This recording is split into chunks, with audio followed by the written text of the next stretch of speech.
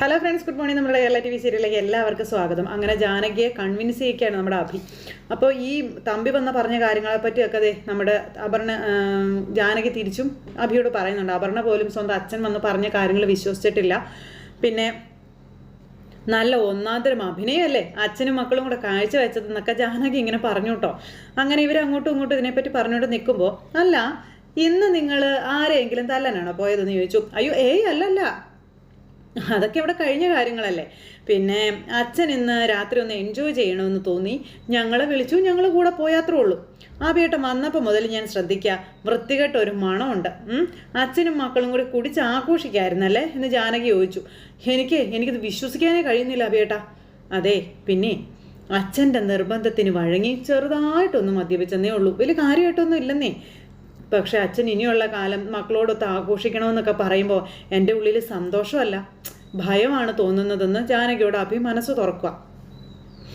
അപ്പോൾ ഉള്ളിലെ സങ്കടങ്ങൾ ഇറക്കാനാണ് അച്ഛൻ അങ്ങനെയൊക്കെ പറയുന്നതെങ്കിലും ശരിക്കും അച്ഛൻ അഭിനയിക്കുന്നത് മറ്റുള്ളവരുടെ മുന്നിലല്ല, അമ്മയുടെ മുന്നിലാണെന്നും അമ്മയുടെ മനസ്സ് മാറി വരുന്നത് കാത്താണ് അച്ഛൻ ഇരിക്കുന്നതെന്നുള്ള കാര്യം ജാനകിയോട് ഇങ്ങനെ പറഞ്ഞു. അപ്പോൾ അത് കേട്ടപ്പോൾ ജാനകിക്ക് ആകെ ഒരു വിഷമം. അപ്പോൾ അച്ഛൻ്റെയും അമ്മയുടെയും ജീവിതം ഇനി എങ്ങനെയാകുമെന്ന് ഓർത്ത് നമുക്ക് ആശ്വസിക്കാൻ ഒരിക്കലും കഴിയില്ല എന്ന് അഭി ഇങ്ങനെ ജാനകിയോട് പറയാം. അഭിയേട്ടൻ എന്തേ പറയുന്നതെന്ന് ചോദിക്കുമ്പോൾ, അതെ ജാനകി, അച്ഛൻ്റെ ഏതാഗ്രഹത്തിനും ഞാൻ അച്ഛനോടൊപ്പം കൂടെ നിൽക്കും. എനിക്ക് കഴിയാതെ പോയത് അച്ഛൻ്റെ മനസ്സ് വിട്ട് ഇറങ്ങിപ്പോയ അമ്മയെ തിരികെ അച്ഛൻ്റെ മനസ്സിലേക്ക് എത്തിക്കാൻ കഴിയാത്തത് മാത്രമാണെന്നും അതിന് അമ്മ തന്നെ മനസ്സ് വെക്കണമെന്നുള്ള കാര്യങ്ങളും അഭി ഇങ്ങനെ ജാനകിയോട് പറഞ്ഞു. അത് പറഞ്ഞ് അഭി അങ്ങ് പോയി. ജാനകി വിഷമിച്ച് അവിടെ നിൽക്കുക കേട്ടോ. ഇത് കഴിഞ്ഞതിന് ശേഷം പിറ്റേ ദിവസമായി തമ്പിയാണെങ്കിൽ ചെന്ന് ഉണ്ണിത്താൻ്റെ മുന്നിൽ പെട്ടു. ഉണ്ണിത്താൻ ഇടി കിട്ടിയ കാര്യം തമ്പിയോട് പറയാം. തമ്പി കന്ന് ഹോ ഹോ ഹോ ഹോ എന്ന് പറഞ്ഞ് ചിരിയാ. അപ്പോൾ താനെന്തിനാണ് അങ്ങനെയാണെന്ന് ചിരിക്കുന്നതെന്ന് ഉണ്ണിത്താൻ ചോദിച്ചു. ഞാൻ എങ്ങനെ ചിരിക്കാതിരിക്കേണ്ട വകയില്ല, എനിക്ക് മാത്രമല്ല നിങ്ങൾക്കും മരുമകൻ്റെ തന്ത സ്നേഹോപകാരം സമ്മാനിച്ചു എന്ന് കേട്ടാ സന്തോഷിക്കണ്ടേ? എങ്ങനെ ഞാൻ ചിരിക്കാതിരിക്കും? സത്യം പറയാമല്ലോ, ഇപ്പോഴേ എനിക്കൊന്ന് സമാധാനമായത്. നിങ്ങൾക്ക് കിട്ടുമെന്ന് ഞാൻ ഒരിക്കലും പ്രതീക്ഷിച്ചില്ല കേട്ടോ. ഞാൻ മുണ്ട് കൊടുക്കുന്നത് കൊണ്ട് മുണ്ട് പറിച്ച തലയിൽ കൂടെ ഇട്ടാണ്ടാ എന്നെ സ്നേഹിച്ചത്. നിങ്ങൾക്ക് അങ്ങനെ വല്ല പരിഗണനയൊക്കെ കിട്ടിയായിരുന്നോ എന്ന് ചോദിക്കുമ്പം പറയാൻ ലജ്ജയുണ്ട് തമ്പി, എന്നാലും പറയാം. അതെ, ഒരു ചാക്ക് തലയിൽ കൂടെ ഇട്ടിട്ട് എനിക്കിട്ട് ഇടിച്ചതെന്ന് പറഞ്ഞു. അപ്പോൾ തമ്പി ഇങ്ങനെ നോക്കുക, അത് ചെയ്തത് സൂര്യയാണ് എന്നുള്ളൊരു വിശ്വാസമൊന്നും എനിക്കില്ല എന്ന് പറയുമ്പോൾ, പിന്നെ ആര് ചെയ്തെന്നാണോ താൻ ഈ പറയുന്നത്? ഉണ്ണിത്താൻ വക്കീലിനെ ഇരട്ടടി അടിക്കാനും മാത്രം ധൈര്യമുള്ളത് വേറെ ആർക്കാ ഉള്ളത്? നിങ്ങൾക്കിനി ഞാൻ പറയുന്നത് വിശ്വാസമായിട്ടില്ലേ എന്ന് ചോദിച്ചു. ഉണ്ണിത്താൻ ഇങ്ങനെ നോക്കി നിൽക്കുക കേട്ടോ. എൻ്റെ വക്കീലെ സൂര്യനാരായണനും അവൻ്റെ ഗുണ്ടകളും ചേർന്നാണ് നിങ്ങളെ ചാമ്പിയത്, അതിനൊരു സംശയവും ഇല്ല എന്ന് ഈ തമ്പി വീണ്ടും പറയാം. രാത്രി ക്ലബിൽ നിന്നല്ലേ നിങ്ങൾ വീട്ടിലേക്ക് പോയത്? ആ അതെ, ക്ലബിൽ സൂര്യയുടെ വക്കീല് കഷണ്ടി തലയൻ സക്കീർ ഹുസൈൻ ഉണ്ടായിരുന്നോ? അപ്പോൾ ഇങ്ങനെ ആലോചിക്കാം, അയാളെ ഒന്നും അവിടെ കാണുന്നതാണല്ലോ, പക്ഷെ ഇന്നലെ അവിടെ ഇല്ലായിരുന്നു. അപ്പം അതാണ് നിങ്ങൾക്ക് അയാൾ മുഖം തരാത്തതാണ്. നിങ്ങളുടെ കാർ വരുന്നു എന്ന് അറിഞ്ഞുകൊണ്ടല്ലേ അവർ റോട്ടിൽ തടസ്സം വന്ന് നിന്നത്. ആരോ എൻ്റെ പിന്നാലെ ഉണ്ടെന്നുള്ള കാര്യം 100% സത്യമാണ്, പക്ഷെ അത് സൂര്യനാരായണനാണെന്നൊന്നും ഉറപ്പിച്ച് പറയാൻ പറ്റത്തില്ലെന്നും പറഞ്ഞ് വക്കീൽ. ഞാനിത് വെറുതെ വിടാൻ പോണില്ല തമ്പി. അപ്പം നിങ്ങൾ എൻ്റെ കൂടെ വാ, നമുക്ക് ഇപ്പം തന്നെ സൂര്യനാരായണനെ പോയി കാണാം. അപ്പം ഞാൻ വരാം തൻ്റെ കൂടെ. പക്ഷേ എനിക്ക് കിട്ടിയ തല്ലിൻ്റെ കാര്യം താൻ അവിടെ ചെന്ന് എല്ലാവരോടും പറയാൻ നിൽക്കരുത് കേട്ടോ എന്ന് ഉണ്ണിത്താൻ പറഞ്ഞു. അപ്പോൾ തമ്പി നിന്ന് ചിരിക്കാൻ തുടങ്ങി. ഒന്ന് നിർത്തടോ തമ്പി എന്നും പറഞ്ഞിട്ട് ഉണ്ണിത്താൻ ശരി തമ്പി വിശ്വസിക്കുന്നതാണ് സത്യമെങ്കിൽ ഇനി നമ്മൾ കരുതി കൂട്ടി വേണം നീങ്ങാനെന്നും പറഞ്ഞു ഉണ്ണിത്താൻ പറഞ്ഞു. അപ്പോൾ എനിക്ക് മനസ്സിലായി, വക്കീൽ എൻ്റെ കൂടെ വാ, ഞാൻ കാണിച്ചു തരാമെന്ന് പറഞ്ഞ് തമ്പി ഇവരെ വിളിച്ചുകൊണ്ട് നേരെ അളകാപുരിയിലേക്ക് പോവാം. ഈ സമയത്ത് പിന്നെ കാണിക്കുന്ന അജയ്യാണ്. അപ്പോൾ അജയ് അവിടെ നിന്ന് ഡോക്ടർ മാത്രമായിട്ട് വന്നിട്ട് എന്ത് ചെയ്യാനാണെന്ന് ചോദിച്ചൊക്കെ സംസാരിക്കുന്നു. അപ്പോൾ ഇതൊക്കെ മറ്റുള്ളവരുടെ കണ്ണിൽ പൊടിയിടാനുള്ള അഭിയേട്ടൻ്റെ നമ്പറിൽ കവിഞ്ഞൊന്നുമില്ല എന്നും പറഞ്ഞ് ഇങ്ങനെ അപർണ പറയും. അതുമാത്രമല്ല ഇതിന് പറയേണ്ടത്, ഡോക്ടർ സേതുലക്ഷ്മിയുടെ ഒരു ജൂനിയർ ഡോക്ടറാണ് വന്നിരിക്കുന്നതെന്നും അതിൽ നിന്ന് തന്നെ കാര്യങ്ങൾ വ്യക്തമല്ലേ എന്നും ഈ അപർണ പറഞ്ഞു. നല്ല പ്രതീക്ഷയോടെ ഞാൻ ഓടി വന്നത്. ആദ്യം കരുതിയത് മരിച്ചെന്ന് കൺഫേം ചെയ്യാനായിട്ട് ഡോക്ടറെ കൊണ്ടുവന്നു എന്നുള്ളതാണെന്നും പറഞ്ഞുകൊണ്ട് ഇവർ തമ്മിൽ സംസാരിച്ചുകൊണ്ടിരിക്കുമ്പോഴാണ് ഡോക്ടർ അങ്ങോട്ടേക്ക് വരുന്നത് അഭിയുടെ കൂടെ. അപ്പോൾ അവരിങ്ങ് വന്നു കഴിഞ്ഞപ്പം, അബറാം നിങ്ങൾ പേഷ്യൻറ്റിനെ എത്രയും പെട്ടെന്ന് ഹോസ്പിറ്റലിൽ എത്തിക്കണമെന്ന് ഡോക്ടർ പറയാം. അപ്പോൾ ഹോസ്പിറ്റലിൽ കൊണ്ടുവന്നിട്ട് എന്ത് ചെയ്യാനാണെന്നും പേഷ്യൻറ്റിനെ സുഖപ്പെടുത്താൻ കഴിയുമെന്ന് ഡോക്ടർക്ക് എന്തെങ്കിലും ഉറപ്പ് തരാൻ പറ്റുമെന്ന് അജയ് ഈ ഡോക്ടറോട് ചോദിക്കാം. അപ്പം നിങ്ങൾ കൈ ഒഴിഞ്ഞിട്ടല്ലേ അന്ന് അച്ഛനെ വീട്ടിലേക്ക് കൊണ്ടുവന്നതെന്ന് അപർണ ചോദിക്കുമ്പം, ആരാ നിങ്ങളോട് ഈ അബദ്ധങ്ങളൊക്കെ പറഞ്ഞു തന്നതെന്ന് ചോദിച്ചു. അപ്പം ഞാനൊന്നും അല്ല ഡോക്ടർ എന്നൊക്കെ പറഞ്ഞത്, അച്ഛന് വീട്ടിൽ പോകണമെന്ന് ശാഠ്യം പിടിച്ചിട്ടാണ് അന്ന് ഡിസ്ചാർജ് ചെയ്തതെന്നുള്ള കാര്യം ഡോക്ടർക്ക് തന്നെ അറിയാവുന്നതല്ലേ എന്ന് അഭി ചോദിച്ചു. അപ്പം അതെ, പേഷ്യൻറ്റിൻ്റെ പിടിവാശി കൊണ്ട് മാത്രമാണ് അന്ന് ഡിസ്ചാർജ് ചെയ്ത് വീട്ടിലേക്ക് അയച്ചതെന്ന കാര്യം ഡോക്ടർ അപർണയോടും ഈ അജയോടും പറയുവാന്നേ ആ സമയത്ത്. പേഷ്യൻറ്റിൻ്റെ കണ്ടീഷനെ ഒന്നും തൃപ്തികരമായിരുന്നില്ലെന്നും പിന്നെ ഇപ്പോഴും അതേ അവസ്ഥയിൽ തന്നെയാണ് മുന്നോട്ട് പോകുന്നത്. ഇങ്ങനെ കിടത്തിയാൽ എപ്പോൾ വേണമെങ്കിലും മരണം സംഭവിക്കാമെന്നുള്ള കാര്യങ്ങളും ഡോക്ടർ ഇവരോട് പറയുക. ഞാൻ പേഷ്യൻറ്റിൻ്റെ ഡീറ്റെയിൽസ് ശ്രീലക്ഷ്മി മേഡത്തിനെ വിളിച്ച് അറിയിച്ചേക്കാം, അതുകൊണ്ട് ഒട്ടും വൈകാതെ ഹോസ്പിറ്റലിൽ കൊണ്ടുവരണമെന്ന് പറഞ്ഞു. അപ്പോൾ ഡോക്ടർ വേണ്ടത് ഞങ്ങൾ ചെയ്തോളാം എന്ന് പറഞ്ഞുകൊണ്ട് അജയ് ഡോക്ടറെ പറഞ്ഞു വിടുക. ഡോക്ടർ അങ്ങ് പോയി. മേളിലേക്കും കയറിപ്പോയി. അപ്പോൾ എല്ലാം അവിടെ അഹങ്കാരം തീർന്നു തുടങ്ങിയെന്ന് പറഞ്ഞുകൊണ്ട് അപർണ അജയോട് പറയാം, നോക്കിക്കോ ഇനി അധികമൊന്നും ഇല്ലയെന്നും പറഞ്ഞുകൊണ്ട് ഇവരിങ്ങനെ സംസാരിച്ചുകൊണ്ടിരിക്കുമ്പോഴാണ് ഉണ്ണിത്താനും അതുപോലെ തമ്പിയും കൂടെ അങ്ങോട്ടേക്ക് വരുന്നത്. അപ്പോൾ അവർ വരുമ്പോൾ ഡോക്ടർ ഇറങ്ങി പോകുന്നത് കണ്ടു. സൂര്യയെ നോക്കുന്ന ഡോക്ടർ അല്ലടി മോളെ ഇപ്പോൾ പോയത് എന്ന് തമ്പി ചോദിക്കുമ്പോൾ അതെ, അയാൾ സൂര്യ കണ്ടിട്ട് എന്താ പറഞ്ഞത്? ഉടൻ ഹോസ്പിറ്റലിൽ എത്തിക്കാൻ പറഞ്ഞു, നില ക്രിട്ടിക്കലാണെന്ന് പറഞ്ഞു. അപ്പം എങ്ങനെയുണ്ട് വക്കീലെ സൂര്യനാരായണൻ്റെ അതിബുദ്ധി? രാവിലെ ഡോക്ടറെ വിളിച്ചു വരുത്തി സർട്ടിഫിക്കറ്റും വാങ്ങി. അപ്പം ഇവർ രണ്ടുപേരും നോക്കുക, ഇതിനാണ് തമ്പി മുൻകൂർ ജാമ്യം എന്ന് പറയുന്നതെന്ന് വക്കീല്. തമ്പി വാ നമുക്ക് കിടപ്പ് രോഗി ഒന്ന് സന്ദർശിക്കാമെന്ന് പറഞ്ഞ് രണ്ടുപേരും കൂടെ അകത്തേക്ക് കയറിപ്പോയി. ഇതിൽ നമ്മൾ ആരും അറിയാത്ത എന്തോ ഒരു വിഷയം മറിഞ്ഞു കിടപ്പുണ്ടെന്ന് അപർണ അന്നേരം അജയോട് പറയാം. ഈ സമയത്ത് നമ്മുടെ ജാനകി അച്ഛന് നല്ല ചൂട് ചായയൊക്കെ കൊടുത്ത് അച്ഛനും മോളും കൂടെ അവിടെ സംസാരിച്ചുകൊണ്ടിരിക്കുക. അപ്പോഴാണ് വന്ന് വാതിൽ കൊട്ടുന്നത് ഇവന്മാർ രണ്ടുപേരും കൂടി. ജാനകി വേഗം തന്നെ അച്ഛനെ കിടത്തി പുതപ്പിച്ചു. അതിനുശേഷം അച്ഛന് ചായ കോരി കൊടുക്കുന്ന സിറ്റുവേഷനൊക്കെ ഉണ്ടാക്കി വെച്ചു. പെട്ടെന്ന് പോയി വാതിലും തുറന്നു. അപ്പോഴാണ് ഇവന്മാർ രണ്ടുപേരും കൂടെ കയറി വന്നപ്പോൾ അദ്ദേഹം ഇങ്ങനെ കിടക്കുമല്ലേ, കണ്ടില്ലേ വക്കീലെ ഇവരെ കിടപ്പ് കണ്ടില്ലേ? നിങ്ങൾ ചോദിക്കുക വക്കീലെ, ഞാൻ പറഞ്ഞാലല്ലേ ഇവിടെ ചിലർക്കൊക്കെ വിശ്വാസക്കുറവുള്ളൂ. എൻ്റെ മോൾ ഉൾപ്പെടെ പറയുന്നത് എനിക്കെന്തോ മാനസിക പ്രശ്നമുണ്ടെന്നാ. ഒരു വക്കീലായ നിങ്ങളാണ് സംസാരിക്കേണ്ടതോ നിങ്ങൾ തന്നെ ചോദിക്കാൻ പറഞ്ഞു ഉണ്ണിത്താനോട്. തമ്പി അച്ഛനിങ്ങനെ മേപ്പോട്ട് നോക്കി ഇങ്ങനെ അവിടെ കിടക്കുക. ഉണ്ണിത്താൻ എന്നിട്ട് ചെന്ന് സൂര്യയുടെ അരികിലിരുന്നു. എന്നിട്ട് സൂര്യ ഇങ്ങനെ അടിപൊളി നോക്കുക. സൂര്യനാരായണ എന്നും പറഞ്ഞു വിളിച്ചു കേട്ടോ. നീയും നിന്റെ ആളുകളും ആദ്യം തമ്പിയെ തല്ലി, ശരിയാ, സമ്മതിച്ചു, ഞാനതൊന്നും വിശ്വസിച്ചില്ല. പക്ഷേ ഇന്നലെ രാത്രി നീയും നിന്റെ ആളുകളും ചേർന്ന് എൻ്റെ വണ്ടി തടഞ്ഞു നിർത്തി എന്നെ തല്ലിയത് എന്തിനാണെന്ന് ചോദിച്ചു. അപ്പോൾ ജാനകി അന്തം വിടുക.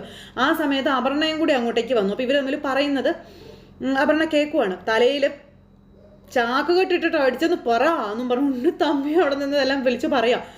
സത്യമാണ് അങ്കിളെ ഞാൻ ഈ കേൾക്കുന്നത് എന്ന് അപർണ എന്തായാലും ചോദിച്ചു. അങ്കിളിനും തല്ലി കിട്ടിയോ അതോ വെറുതെ പറയുന്നതാണോ എന്ന് അപർണ ചോദിക്കുമ്പോൾ വക്കീൽ ചാടി എന്നിട്ട് ചൂളി ഇങ്ങനെ നിങ്ങൾക്ക് പറയരുതെന്ന് പറഞ്ഞ തമ്പിയെ കൊണ്ടുവന്ന തമ്പി എല്ലാം വിളിച്ചങ്ങ് പറഞ്ഞു. അച്ഛൻ്റെ അക്ഷരം മിണ്ടാതെ ഇതൊക്കെ കേട്ടോണ്ടോ കിടക്കുക. നല്ല ഒന്നാന്തരം തല്ലും വാങ്ങിച്ച് കൂട്ടിയിട്ടാണ് വക്കീൽ ഇങ്ങോട്ട് വന്നേക്കുന്നത്. എന്നിട്ട് പറയാനോ ഒരു മടി. തല്ലിയതേ എന്നെ തല്ലിയ അതേ ആൾക്കാർ തന്നെയാണെന്ന് തമ്പി പറയുമ്പോൾ എനിക്കിപ്പോൾ ചില സംശയങ്ങളുണ്ടെന്ന് അപർണ. അച്ഛൻ പുറത്തിറങ്ങിയ മക്കളും കൂടെ കാണും. പിന്നെ ഇന്നലെ രാത്രി അമലിനെ കാണാതെ ഞാൻ പുറത്തു വന്നപ്പോൾ ഇവളും പുറത്തു വന്നു. ഹബിയേട്ടനും അമലും അച്ഛൻ്റെ കൂടെ കാണുമെന്ന് ഇവൾ എന്നോട് പറഞ്ഞു എന്ന് അപർണ പറയുമ്പോൾ ഞാൻ പറഞ്ഞത് സത്യമായിരുന്നു. അങ്ങനെയായിരുന്നെങ്കിൽ വന്നപ്പോൾ നിനക്ക് എൻ്റെ കൂടെ വരത്തില്ലായിരുന്നോ? നീ എന്താ വരാതിരുന്നത്? അച്ഛൻ്റെ കൂടെ അവർ ഇരിപ്പുണ്ടായിരുന്നു എന്ന് ജാനകി പറഞ്ഞു. അത് കേട്ടപ്പോൾ അപ്പം കള്ളം പറയുന്നോടി എന്ന് ജാനകിയോട് ഈ തമ്പി. എടി നിനക്കെല്ലാം അറിയാം, ഈ കിടക്കുന്ന തന്തയ്ക്ക് പിറക്കാത്തവനെ നീ ന്യായീകരിക്കുകയാണോടി എന്നും ചോദിച്ചോട് ജാനകിയോട് ഇയാൾ പറയുമ്പം ഈ വീട്ടിൽ കയറി വന്ന് അച്ഛനെ ചീത്ത വിളിക്കാൻ നിങ്ങളാരാ?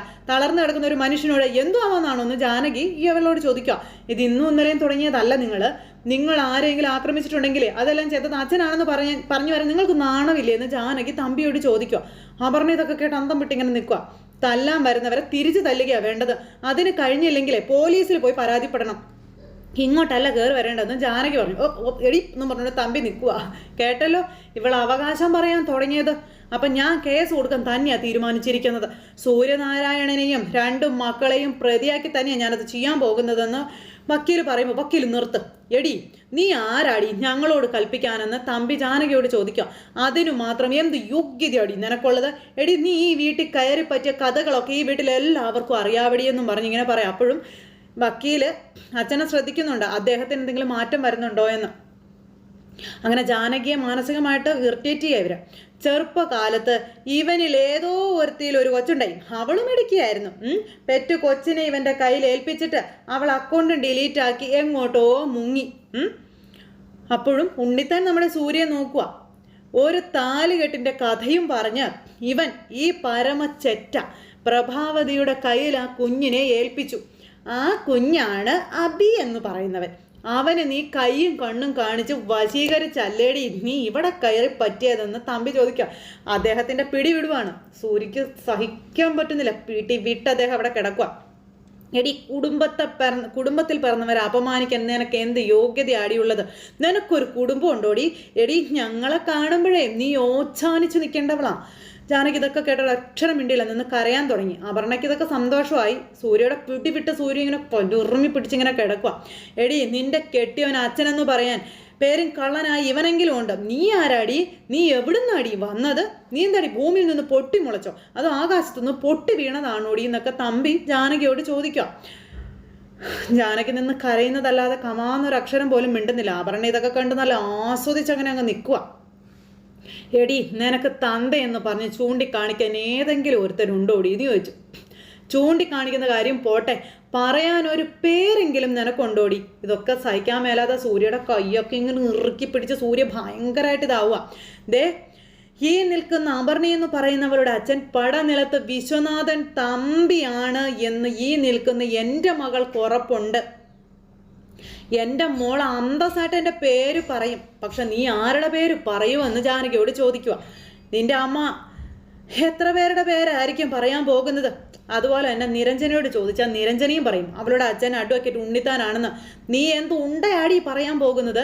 എടി നീ നിന്റെ തള്ളയെ കണ്ടുപിടിച്ച് ചോദിച്ചാൽ തന്നെ അവൾ എത്ര പേരുടെ പേര് പറയുവടി എന്നൊക്കെ ചോദിച്ചുകൊണ്ട് ജാനകിയെ മാനസികമായിട്ട് ഹരാവോ ചെയ്ത് അവർ ഇല്ലായ്മ ചെയ്യുന്ന രീതിയിൽ സംസാരിക്കാം. സൂര്യ കടിച്ചു പിടിച്ച് കിടക്കുവാടോ, സഹിക്കാൻ മേലാതെ.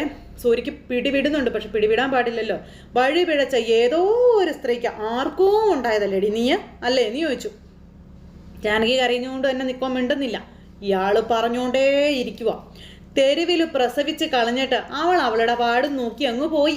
തെരുവ് നായി കടിച്ചു കീറുന്നതിന് മുന്നേ ഏതോ ഒരുത്തൻ കണ്ടു. അവൻ അതിനെ എടുത്ത് അങ്ങ് ഓർഫണേജിൽ ഏൽപ്പിച്ചു. അതുകൊണ്ട് നീ രക്ഷപ്പെട്ടു. ഇപ്പതേ ഇവിടം വരെ വന്ന് നിൽക്കുന്നു. അതല്ലേടി സംഭവിച്ചത്? അദ്ദേഹമാണെങ്കിൽ ഇങ്ങനെ ഭയങ്കരമായിട്ട് കിടക്കുമ്പോൾ നിനക്കെട്ട് തരാൻ പണ്ടേ ഞാൻ ഇതെല്ലാം കരുതി വെച്ചതാടി എന്നും ജാനകിയോട് പറയാം. ജാനകി നിന്ന് കരച്ചില്. അദ്ദേഹം ഉരുട്ടിപ്പിടിച്ച് കൈ കൊണ്ട് ഇങ്ങനെ അവിടെ കിടക്കുക കേട്ടോ. അപർണ അന്നേരം ജാനകിയെ തുറച്ചു നോക്കുക. കരഞ്ഞ് നിലവിളിച്ച് നമ്മുടെ ജാനകി അവിടെ നിന്ന് അങ്ങോട്ടേക്ക് പോയി. ആ സമയത്ത് സൂര്യ തൻ്റെ വിട്ട കണ്ടീഷനിൽ അങ്ങനെ കിടക്കുവാണ്. ആ സമയത്ത് ഇവർ ഇതിൽ കൂടുതൽ ഞാൻ എന്തു പറയടാ നിന്റെ മരുമകളെ? എടാ ഇത്രയൊക്കെ പറഞ്ഞിട്ടും കേട്ട് കിടക്കുന്ന നിന്നെ ഞാൻ സമ്മതിച്ചടാ എന്ന് തമ്പി അദ്ദേഹത്തിനോട് പറയാം. അദ്ദേഹം കാണാനൊരക്ഷരം മിണ്ടുന്നില്ല കേട്ടോ. എടാ നീ ഒരു ആണാണെങ്കിൽ കണ്ണ് തുറക്കടാ, എന്നിട്ട് എൻ്റെ നേരെ നീ കയ്യോങ്ങടാ, എഴുന്നേക്കണമെന്നും പറഞ്ഞ് തമ്പി ഇങ്ങനെ അച്ഛനോട് പറയാം. അച്ഛൻ അനങ്ങുമോ? അച്ഛൻ അനങ്ങില്ല. അപർണ ഇതൊക്കെ കണ്ട് അന്തം വിട്ട് ഇങ്ങനെ നിൽക്കുക. അപ്പം ദേ അനങ്ങാതെ കിടപ്പ് കണ്ടില്ല വക്കീലെ, ഇവനൊരു ഭയങ്കരനാ വക്കീലേ എന്നും പറഞ്ഞുകൊണ്ട് ഇങ്ങനെ ഈ തമ്പി പറയും. അപ്പോഴും സൂര്യ ഇങ്ങനെ നോക്കുന്നുണ്ട് ഈ ഉണ്ണിത്താൻ. ഇതിനൊക്കെ രാത്രി ഇറങ്ങി കണക്ക് തീർക്കാവുന്നതായിരിക്കും ഇവൻ മനസ്സിൽ കരുതുന്നത്. രാത്രിയുടെ മറപറ്റി നീ ഇറങ്ങി വാടാ, എടാ നിന്നെ കേണി വെച്ച് ഞങ്ങൾ പിടിക്കുവേടാന്നും പറഞ്ഞുകൊണ്ട് അച്ഛനോട് ഇങ്ങനെ ഈ തമ്പി പറഞ്ഞു. അച്ഛനൊരു അക്ഷരം മിണ്ടുന്നില്ല. ഇവൻ്റെ അഭിനയം കണ്ടിട്ട് എനിക്ക് ചെകിട്ടത്തൊന്ന് കൊടുക്കാനാ തോന്നുന്നതെന്നും പറഞ്ഞ് തമ്പി ചെല്ലുമ്പോൾ അയ്യോ വേണ്ട വേണ്ട വേണ്ട വേണ്ട അതൊന്നും വേണ്ട തമ്പി, നമ്മൾ ശാരീരികമായി ഉപദ്രവിക്കാൻ പാടില്ല എന്ന് പറഞ്ഞു ഉണ്ണിത്താൻ. അച്ഛനിങ്ങനെ വന്നേ വാന്നും പറഞ്ഞുകൊണ്ട് അപർണ പിടിച്ചു വലിച്ചു കൊണ്ടുപോകും. ഒപ്പം ഉണ്ണിത്താനും പോയി. അപ്പുറം ചെന്ന് നിന്ന് ജാനകി വാ വിട്ട് കരയോ ഇവൻ പറഞ്ഞ കാര്യങ്ങളെല്ലാം ആലോചിച്ച്. അങ്ങനെ സമനില തെറ്റി നമ്മുടെ ജാനകി അവിടെ നിന്ന് കരയുമ്പോഴാണ് അഭി വാഷ്റൂമിൽ നിന്ന് ഇറങ്ങി വരുന്നത് ഇത് കാണുന്നതും. എന്താ ജാനകി നീ എന്തിനാ കരയുന്നതെന്ന് ചോദിച്ചു. ഒന്നുമില്ല എന്ന് പറഞ്ഞു. ജാനകി നിന്നോടാ ചോദിച്ചത് എന്താ പറ്റിയതെന്ന്. അഭിയേട്ടാ ഞാൻ എന്ത് ചെയ്തിട്ടാ അഭിയേട്ടാന്ന് ജാനകി ചോദിച്ചു അഭിയോട്. അയാളുടെ നാവിൽ നിന്ന് ഞാനിതൊക്കെ കേട്ടതെന്ന് ചോദിക്കുക കേട്ടോ. പിന്നെ അയാളെ കൊണ്ട് അഭിയേട്ടൻ പറയിപ്പിച്ചതല്ലേ എന്നിങ്ങനെ ചോദിക്കുമ്പം ജാനകി നീ ആരുടെ കാര്യം പറയുന്നേന്ന് ചോദിച്ചു. അപ്പം ജാനകി ഉള്ള കാര്യങ്ങൾ അഭിയോട് പറഞ്ഞു. തമ്പി പറഞ്ഞ കാര്യങ്ങളെല്ലാം നമ്മുടെ ജാനകി ഇങ്ങനെ പറയാം. ഇത് കേട്ടപ്പോൾ നമ്മുടെ അഭിയുടെ സമനില തെറ്റിപ്പോയി. അങ്ങനെ അഭി തന്നെ വിവാഹം കഴിച്ചതിൻ്റെ ഇതെല്ലാം നമ്മുടെ ജാനകി പറയാം. അഭിയേട്ടൻ എന്നെ വിവാഹം കഴിച്ചത് കൊണ്ടല്ലേ എനിക്കിപ്പോൾ ഇതൊക്കെ കേൾക്കേണ്ടി വന്നത്, അങ്ങനെയൊക്കെയുള്ള കാര്യങ്ങളൊക്കെ ജാനകി ഇങ്ങനെ അഭിയോട് ചോദിക്കും. ഇതൊക്കെ കേട്ട് സഹിക്കാൻ മേലാതെ നമ്മുടെ അഭി അങ്ങ് ഇറങ്ങി ചെല്ലുവാണ്. ഇനി അവൻ്റെ വിഷം തുപ്പണം, നാവ് പൊങ്ങില്ലെന്നും പറഞ്ഞു. അപ്പോൾ ജാനകി തടഞ്ഞെങ്കിലും നീ എന്നെ വിട് ജാനകി, കൈ വിടാൻ പറഞ്ഞു. അപ്പം ഞാൻ പറയുന്നത് കേക്ക് അഭിയേട്ടാന്ന് പറഞ്ഞപ്പോഴത്തേനും പിടിച്ചൊരു ഒറ്റ തള്ളി നമ്മുടെ അഭി ഇറങ്ങി അങ്ങ് പോവുക. ഇറങ്ങി ചെന്നു ജാനകിയുടെ കയ്യും പിടിച്ച്. അപർണയെന്ന് പറഞ്ഞാൽ മൂദേവിയുടെ മുന്നിൽ ചെന്ന് നിന്നിട്ട് എവിടെയാടി നിന്റെ തന്ത എന്ന് ചോദിച്ചു. അഭിയേട്ടാ വേണ്ട വേണ്ട അഭിയേട്ടാ എന്ന് പറഞ്ഞ് ജാനകി നീ മാറി നിൽക്കാൻ പറഞ്ഞു. ആ സമയത്ത് ജാനകിയോട് അഭി എന്നിട്ട് ഈ വീട്ടിൽ കയറി വന്ന് ജാനകിയെ അപമാനിക്കാൻ നിന്റെ അച്ഛന് എന്താ അധികാരം അടിയുള്ളതെന്ന് അപർണയോട് ചോദിക്കുക. അഭിയേട്ടാന്ന് പറഞ്ഞ് ജാനകി ഇങ്ങനെ ഭയങ്കരമായിട്ട് ഇങ്ങനെ മാറ്റി നിർത്താനായിട്ട് നോക്കുക കേട്ടോ. ഇവളെ അവിടെ ഇട്ട് പോച്ചയ്ക്ക് കത്തിക്കുക നമ്മുടെ അഭി. ഈ സമയത്ത് അച്ഛൻ പതുക്കെ വാതിൽ തുറന്ന് അവിടെ നിന്ന് കാണുക. അയാളുടെ ഭരണം അയാളുടെ കുടുംബത്തിൽ മതിയെന്നും പറഞ്ഞു ഈ വീട്ടിലേക്ക് മോളെ അയച്ചെന്ന് കരുതി ഇവിടെ കയറി ഭരിക്കാൻ ഒരുത്തനും വരണ്ടെന്ന് അപർണയുടെ മുഖത്ത് നോക്കി പറയുവാണ്. അതെല്ലാം ദേ നമ്മുടെ അച്ഛൻ അവിടെ നിന്ന് കേൾക്കുന്നു. അമലും നിരഞ്ജനെ കൈയടിച്ച് പ്രോത്സാഹിപ്പിക്കുക അഭിയെ. അച്ഛൻ ശരീരം തളർന്ന് കിടന്നുപോയി. അല്ലായിരുന്നെങ്കിൽ അയാൾ വന്നതുപോലെ ഇവിടെ നിന്ന് പോകില്ലായിരുന്നു എന്നും അഭി ഇവളോട് പറഞ്ഞു. അച്ഛനെ വീണു പോയിട്ടുള്ളൂ, അതയാൾ മറന്നു പോയതാണെങ്കിലേ അറിയിച്ചു കൊടുക്കും ഞാൻ അവനെ എന്നും പറഞ്ഞുകൊണ്ടൊക്കെ അപർണയോട് പറയാം. ഇതൊക്കെ അപർണ ഇങ്ങനെ കേട്ടുകൊണ്ട് നിൽക്കുമല്ലേ. ദേ ഇനി അയാൾ ഈ വീടിൻ്റെ പടി കയറുന്നത് എനിക്കൊന്ന് കാണണം എന്നും നമ്മുടെ അഭി പറയുമ്പോൾ ഇവളിങ്ങനെ തലയെടുപ്പോടും കൂടെ നിൽക്കുക കേട്ടോ ഈ അപർണ. അമലും ഭയങ്കര ദേഷ്യത്തിൽ തന്നെയാണ് നിൽക്കുന്നത്. ഇതെല്ലാം കണ്ട അച്ഛൻ ഇങ്ങനെ ആ ഒരു സെറ്റപ്പിൽ ഇങ്ങനെ നിൽക്കുന്നിടത്ത് ഇന്നത്തെ കഥ അവസാനിച്ചു. അപ്പോൾ എല്ലാവരും കാത്തിരുന്ന് കാണണേ. എല്ലാവർക്കും നല്ലൊരു ദിവസം ആശംസിക്കാം കേട്ടോ.